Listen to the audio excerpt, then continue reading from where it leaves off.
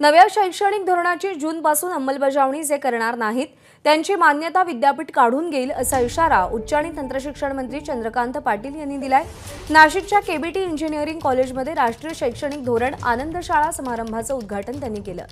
हा दम देत नाही तर प्रेमाचा ग्रामीण सल्ला देतोय असंही ते म्हणाले। तुम्ही सुधरा नाहीतर कॉलेजेस बंद करा। जून मध्ये नवीन शैक्षणिक धोरणाला ऑप्शन नाही। सक्ती शब्द जरा जास्त कठोर आहे, पण पर्याय नाही नव्हता शब्द बरा आहे ना। काय पर्याय नाही।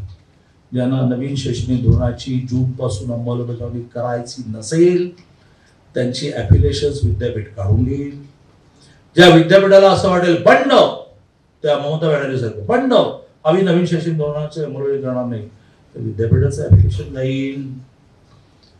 मग जगात कुठे कुठे ॲप्लिकेशन मिळेल त्याची यादी देऊन टाकेल मी तुम्हाला, पण इथली ॲप्लिकेशन जातील।